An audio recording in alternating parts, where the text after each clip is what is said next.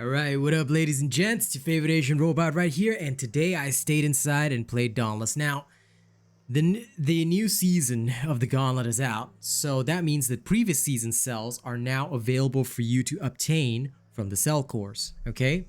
And what are previous season cells? Well, you've got Earth, Fire, and Water. Wind just, doesn't exist, apparently. But let me go through each of these cells to tell you what they do.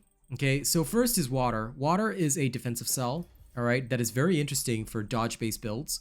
If you utilize Water, what'll happen is that after dodging through a behemoth's attack, you will be immune to stagger, okay? And I'm not gonna remove my cam because you can literally see this, all right, it's up there. You will be immune to stagger and take 100% less damage from the next behemoth attack within 45 seconds. So dodging an attack gives you a 45-second buff, all right?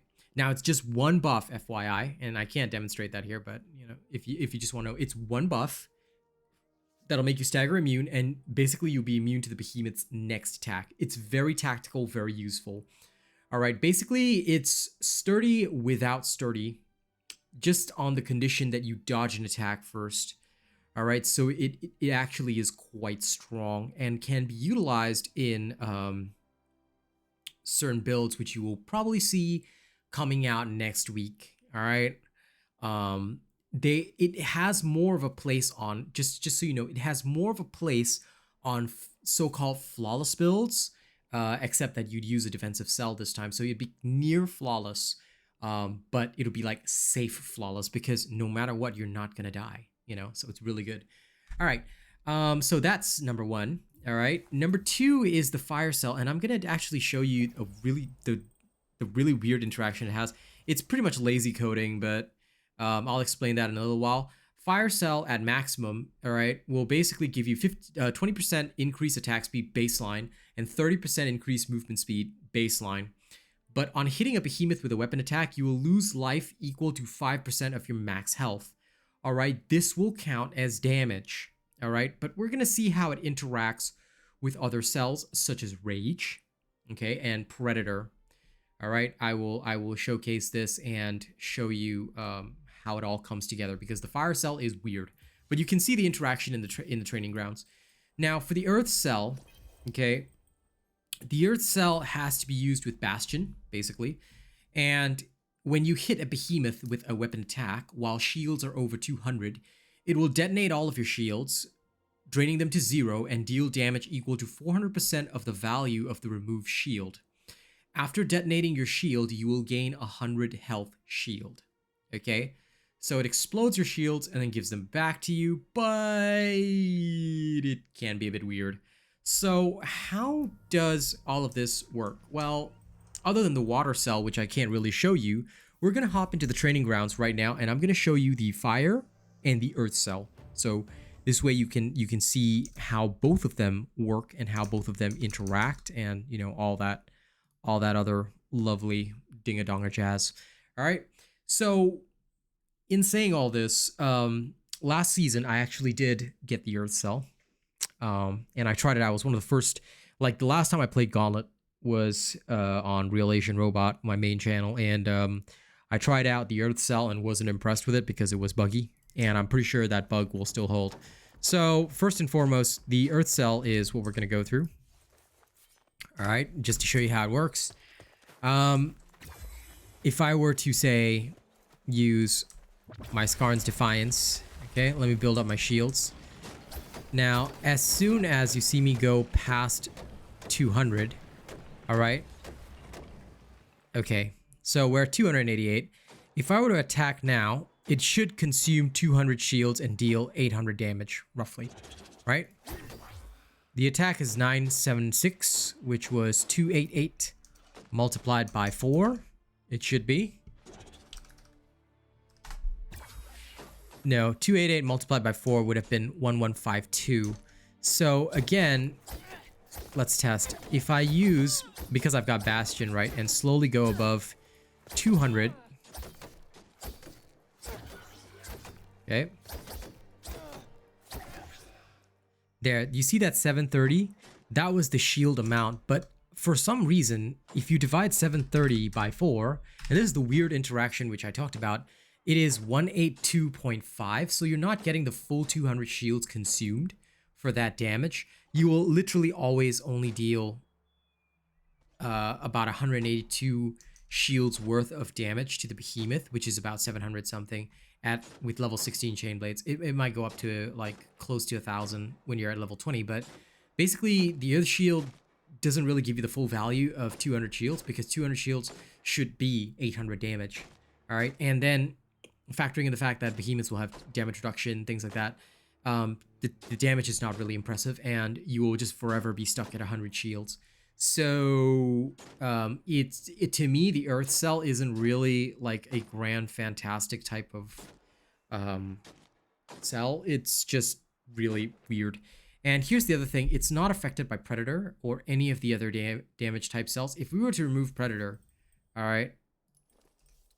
Actually, wait. Let me check whether or not it's. I haven't tested this interaction since the last time I tested it.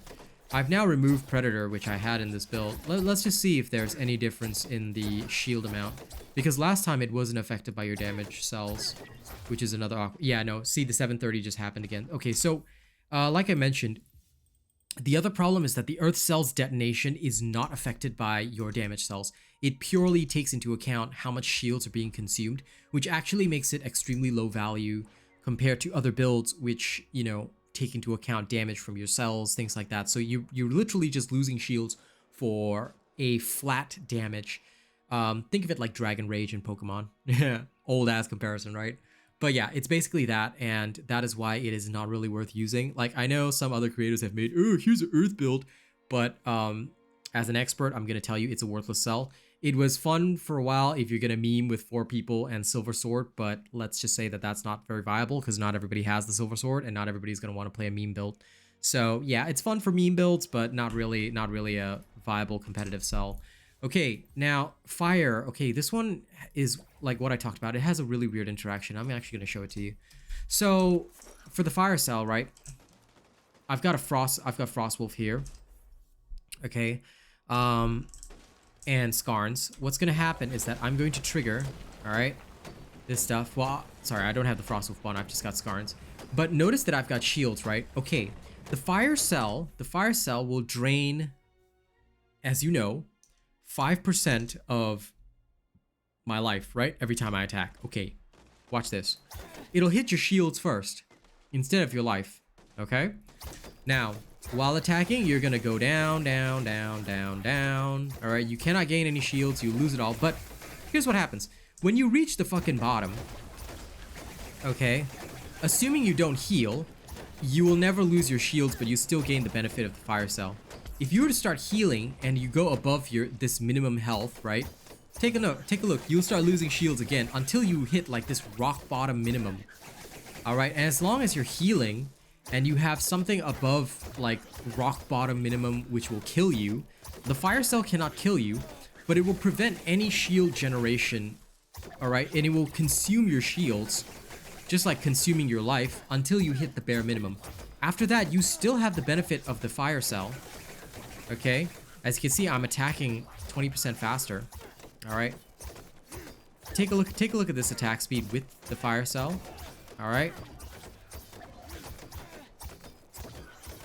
In fact, the easiest way to showcase this is that, okay, let's just get to 10,000 and measure the DPS. If I were to use the fire cell, yeah, at this bare minimum of hit points, my DPS at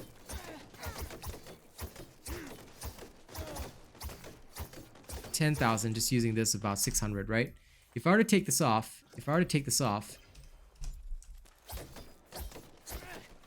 you can clearly see that I am much slower in attacking, yeah? My DPS would then obviously be lower. So you're gonna get to about like 500-ish DPS, close to there. But you can already see the attack speed is drastically lower, yeah? And then, well, you get here. Okay? So, with the fire cell, you will be attacking 20% faster, right? This is kind of the thing that I want to highlight. It's super lazy coding, because for some god-awful weird-ass reason, the fire cell will work as if like the fire cell is on permanently, right? But as long as you don't heal from like the baseline hit points, as long as you don't heal from baseline, okay, as long as you don't heal from that, you can gain shields forever, and there won't ever be a problem. Like, you'll never have an issue with the fire cell. You can just keep attacking with it, keep gaining shields, and like I said, no issue at all. No issue whatsoever. You can keep gaining shields just as long as you never heal. All right. Can it be used in a build? Yes, and it has a very specific interaction. You will most likely see this with the Shroud Bond, okay, to drastically lower your hit points and basically go ham with a full-on shield build that is quite sexy. You know, I have to say that. But at the same time, it will be very interesting to see how all of this comes together. So I'm looking forward to it. I kind of want to test it.